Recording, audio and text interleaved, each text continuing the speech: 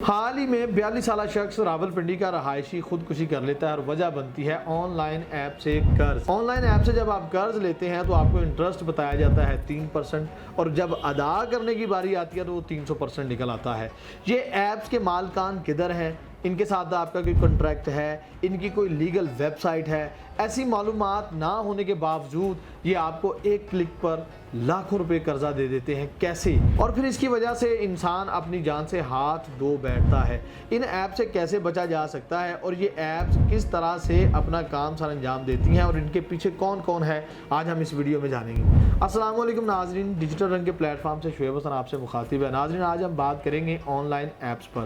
آپ بے شمار ایڈز دیکھتے ہیں، پچھلے 1-2 سال سے یہ ایڈز ہمارے موبائل پہ روزانہ چلتی ہیں۔ آپ فیس بک آن کریں یا کوئی بھی سوشل میڈیا آپ آن کرتے ہیں، اس پر یہ ایڈز آتی ہیں کہ ایک کلک پر آپ کو لاکھوں روپے قرض مل جائے گا۔ اس ملک میں چلتے پھرتے کوئی بغیر وجہ کے آپ سے سلام نہیں کرتا، آپ کو لاکھوں روپیہ کیوں دے رہا ہے؟ کوئی ریٹرن کنٹریکٹ نہیں ہے، کوئی آپ کی ملاقات نہیں ہے، ان کا آفس کہیں پہ ایگزسٹ نہیں کرتا، ان کی لیگل ویب سائٹ نہیں ہے اور آپ کو لاکھوں روپیہ قرض مل جاتا ہے۔ ان کا طریقہ واردات یہ ہے کہ بار بار آپ ایڈ دیکھتے ہیں اور کہیں نہ کہیں آپ کے دل میں آتا ہے کہ یار بے روزگاری ہے، حالات سے تنگ ہیں، کام کوئی نہیں ہے، تو کیوں نہ اس ایپ کو میں ڈاؤن لوڈ کر لیتا ہوں اور کسی سے مانگنے بھی نہیں پڑیں گے، خاموشی کے ساتھ میں اس کو پے کرتا چلا جاؤں گا۔ اگر آپ 15,000 روپے لیتے ہیں تو ان کا کہنا ہے کہ آپ 300 روپے روز کے ان کو دیتے چلے جائیں۔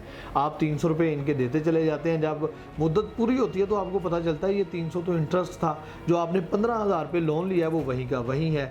پھر وہ سود آپ اتار رہے ہوتے ہیں اور آپ کو پتہ ہے اسلام میں سود کی سخت ممانعت ہے۔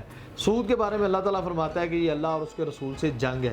جبکہ آپ دیکھتے ہیں ہمارے ملک میں اگر کوئی ٹھیلا لگا لیتا ہے یا چھوٹا موٹا کاروبار کرتا ہے تو تمام تر ادارے اس پر ٹوٹ پڑتے ہیں کہ آپ یہ کاروبار کیسے کر رہے ہیں، آپ کمرشل میٹر لگائیں۔ جبکہ یہ کمپنیز ہمارے ملک میں پچھلے 1.5-2 سال سے کام کر رہی ہیں اور حکومتی سطح پر ان کے خلاف کوئی ایکشن نہیں لیا گیا۔ یہ کھلے عام سود کا کام کر رہی ہیں اور یہ لوگوں کو آسانی کے نام پر تنگی کی زندگی دیتے جا رہے ہیں۔ ہوتا یہ ہے جب آپ ایپ ڈاؤن لوڈ کرتے ہیں اور لون کے لیے اپلائی کرتے ہیں تو یہ آپ سے آپ کی گیلری کی ایکسیس مانگتے ہیں اور پھر کانٹیکٹ لسٹ کی ایکسیس مانگتے ہیں۔ جب آپ اس کی جو انسٹالمنٹ ہے وہ پے نہیں کر پاتے تو یہ آپ کی کانٹیکٹ لسٹ سے آپ کے رشتہ داروں کے، آپ کے دوستوں کے، جہاں پہ آپ جاب کرتے ہیں، آپ کے کلیگ کے نمبر ٹریس کرتے ہیں اور پھر ان کو کال کرتے ہیں۔ 4 5 6 آپ کے کانٹیکٹ کے لوگوں کو کال کرتے ہیں۔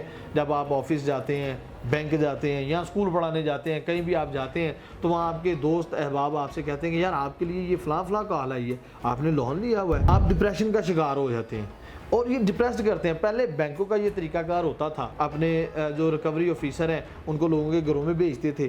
وہ ریکوری آفیسر جو ہوتے ہیں وہ صبح 8 بجے 9 بجے آفس کے ٹائم پہ، کام کے وقت پہ آپ کے ڈور پر آ جاتے ہیں اور ننگی ننگی گالیاں نکالتے ہیں ریکوری کے لیے۔ جب لوگ سمجھتے ہیں کہ جی ہمارے یہ بھائی جو رفیق صاحب ہیں انہوں نے لون لیا ہوا ہے، یہ تو بڑے نمازی پریزی بندے ہیں، تو آپ تنگ ہونا شروع ہو جاتے ہیں ان سے۔ 2018 کی بات ہے، میں خود مائکرو فنانس کمپنی کے ساتھ جڑ گیا، حالانکہ مجھے پتا تھا یہ سود تھا، میں کافی فرسٹریٹڈ بھی تھا اس کو لے کر، چونکہ بے روزگاری تھی تو پھر مجھے کرنا پڑا، کیونکہ ہم سب یہی سوچتے ہیں کہ یار کچھ نہیں ہے تو کام تو کرنا ہے ہم نے، اور دوسرا ہم کون سا ڈائریکٹ لون دے رہے ہیں، ہم تو ایز اے امپلائی کام کر رہے ہیں، ہم نے اپنا کام کرنا ہے اور سیلری لینی ہے۔ جبکہ یہ سود کا کام کرنا، اس میں انوالو ہونا، حدیث مبارکہ بھی ہے کہ سود لینے والا اور دینے والا دونوں جہنمی ہیں، ہمیں اس سے بچنا ہے۔ اب ہوتا کیا تھا، ہم جب ریکوری کے لیے جاتے تھے تو وہ غریب لوگ لون تو لے لیتے ہیں خوشی خوشی، دینا مشکل ہو جاتا ہے۔ پھر کیا ہوتا ہے، یہ گھر سے لوگوں کی چیزیں اٹھاتے ہیں، ان کی واشنگ مشین اٹھا لی، ان کی ریفریجریٹر اٹھا لیا، ان کی بائک اٹھا لی۔ ہم لوگ پھنسے یہ کرتے ہیں کہ اپنے دوست کے نام پہ لون لے لیا، وہ بھی میں نے رکھ لیا، یار میں انسٹالمنٹ دیتا رہوں گا۔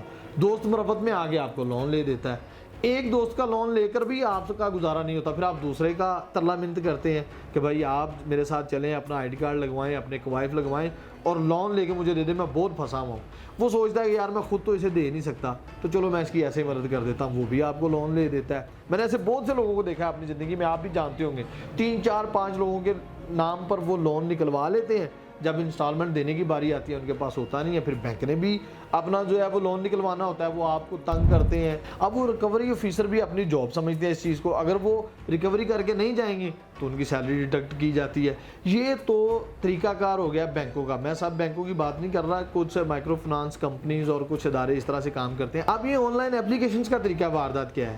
یہ انہوں نے آپ کی گیلری کی ایکسیس بھی لی ہوتی ہے, اور ہم سب جانتے ہیں کہ ہماری گیلری میں ہماری فیملی کی, سسٹرز کی, وائف کی اور دیگر رشتہ داروں کی تصاویر اس میں موجود ہوتی ہیں. ان میں سے یہ ہماری فیمیل جو کریکٹر ہوتے ہیں ان کی تصاویر کو کلیکٹ کرتے ہیں اور پھر اس کو فوٹو شاپ پہ یا کسی بھی طریقے سے ایڈٹ کر کے پورنوگرافی ٹائپ بنا کر آپ کو بلیک میل کرتے ہیں کہ اگر آپ نے لون نہ دیا ہم اس کو وائرل کر دیں گے. آپ کو پتہ سوشل میڈیا کا دور ہے, ایک کلک پر آپ اس طرح سے وائرل ہوتے ہیں کہ پھیلتے چلے جاتے ہیں. تو پھر انسان زندگی کے سکنجے میں پھنس جاتا ہے, اس کو ایک ہی راستہ نظر آتا ہے خودکشی کا. ہم اس چکر میں پڑ جاتے ہیں کہ محلے دار کیا کہیں گے, رشتہ دار کیا کہیں گے, اور ان ایپ سے لون لے لیتے ہیں جو پریشانی کا باعث بنتے ہیں. اب یہ جو پنڈی میں جس شخص نے خودکشی کی ہے اس کا قرض صرف 13-14 ہزار روپے تھا اور اس کے عوض اس نے اپنی جان گنوا دی. اس نے جو میسیج ریکارڈ کروایا اپنے بچوں کے لیے وہ میں نے سنا, میں ورطہ حیرت میں کھو گیا کہ بیٹا میں شرمندہ ہوں آپ لوگوں سے کہ میں ان حالات میں اپنی زندگی کو چھوڑ کر جا رہا ہوں. آپ چند روپوں کی خاطر اپنے بچوں کے لیے شرمندگی کا باعث بن جاتے ہیں. وہ ساری عمر یہ سوچتے ہیں کہ کاش ہم کچھ کر کے اپنے ابا کو بچا لیتے. اب اس بندے نے 13,000 کے لیے جو خودکشی کی ہے اس نے عیاشی نہیں کی ہوگی. 13,000 میں کیا ہو جاتا ہے؟ ہو سکتا ہے اس نے گھر کا رینٹ پے کرنا ہو, بچوں کی روٹی کا جو ہے وہ انتظام کرنا ہو. حالات سب کے مشکل ہیں, زندگی سے لڑنا سیکھیں ہم. روٹی ملتی ہے نہ ملے, لیکن ان ایپ سے لون نہ لیں آپ. ایک تو یہ سود ہے, سیدھی سیدھی دین سے جنگ ہے, اللہ اور اس کے رسول سے جنگ ہے. جب آپ انٹرسٹ لیتے ہیں آپ پھنستے چلے جاتے ہیں.